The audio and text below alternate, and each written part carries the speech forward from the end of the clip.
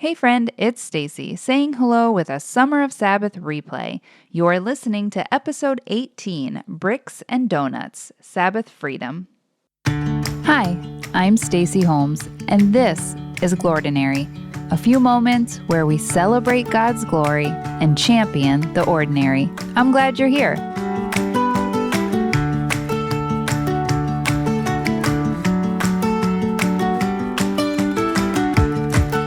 Okay, my friend, I'm about to show my 45 years strong with this one, but do you remember the old Dunkin' Donuts commercial circa 1984? Please tell me you were alive then. For any of you youngins, let me fill you in on my childhood. Dunkin' Donuts were known for making fresh donuts in-house twice a day. Mr. Duncan would leave his house at the crack of dawn saying, "It's time to make the donuts." It would quickly cut to the next scene where he arrives home late at night. No matter what, Mr. Duncan himself would be making you some fresh donuts twice a day, every day. I wonder if we can't all relate to that Duncan commercial somehow. We push and drag ourselves because it's time to make the donuts. Long days, short nights. Punch in, punch out. Wash, rinse, repeat. It's time to make the donuts.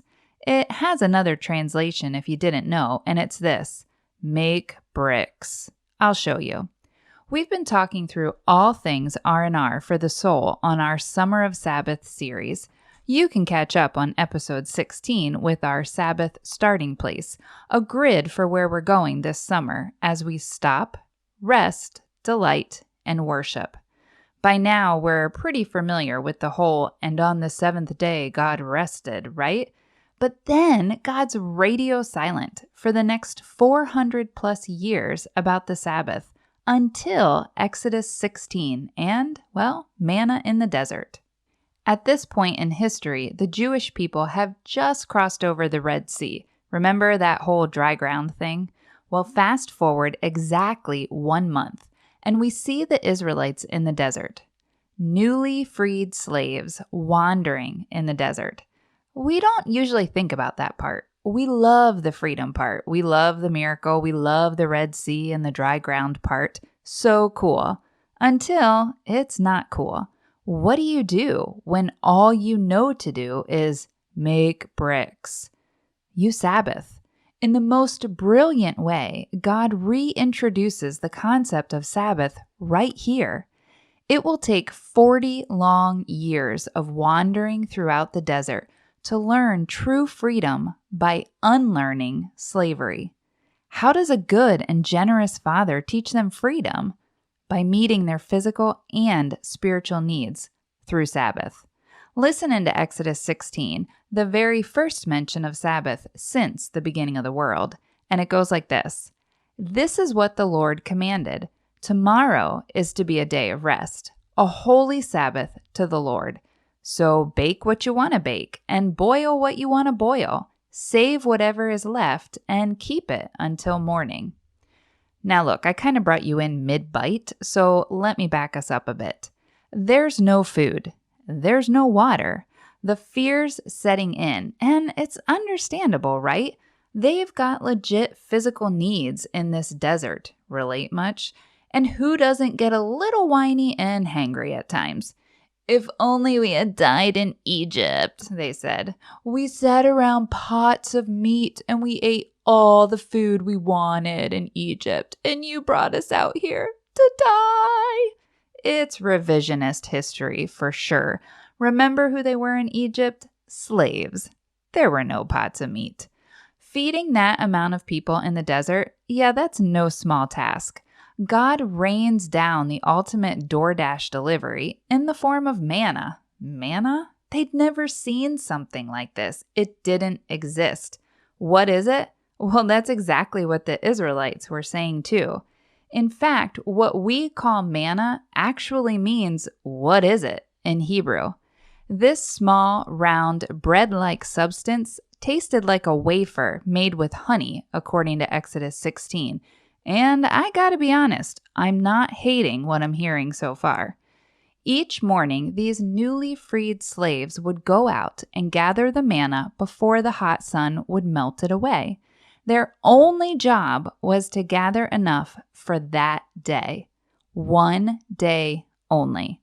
If they tried to save it, store it, or, quote, be responsible with it, whether out of fear or duty, it would reek by morning and be crawling with maggots. Oh, that's just nasty.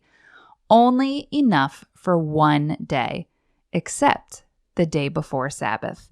This day, they were instructed to gather double.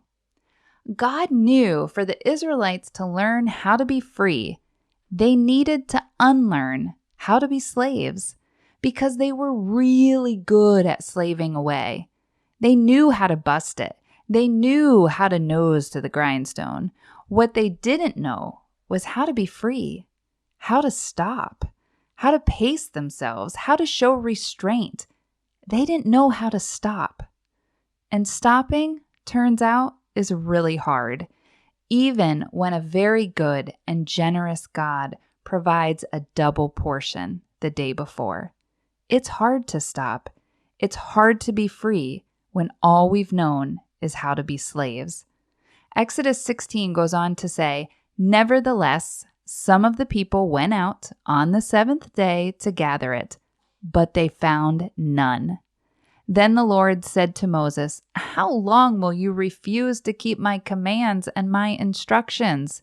It's as if he's saying, how long do you want to be slaves? Oh man, I can definitely relate to this, and I'm guessing you can too. 2 Peter 2:19 says this, "For a man is a slave to whatever has mastered him." Oh friend, Egypt, it's alive and well within us. For me, Egypt represents all the one more things. If I can just get one more thing done, one more thing bought, loaded, unloaded, folded, washed, planned, prepped. If I can just get one more thing with my money. If I can Jenga my schedule just right, I can squeeze all this stuff in. And boy, do we love our stuff. More, more, more. Let's be honest, most of us are in debt up to our eyeballs, if not in money, then with our time. We rob Peter to pay Paul. We skimp from one area to float another. Egypt is alive and well within our culture that bows to the God of more, because Egypt looks a lot like more square footage, more excursions, more sports, more snacks, more gifts, more toys, until we say, no more bricks. I won't make bricks today.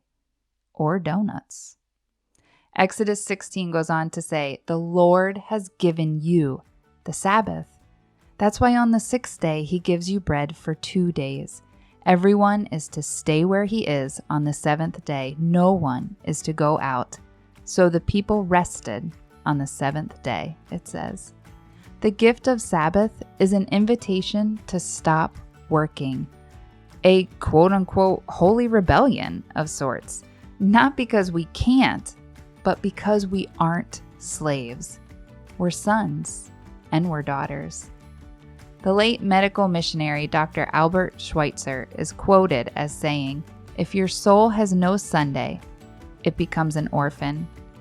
I'd say it this way, if your soul has no Sabbath, it becomes an orphan. If you want to learn how to be free, you've got to unlearn a thing or two, and so do I. Let's learn it together. Remember, you're not alone in this. I'm praying for you, friend. Have a glordinary day.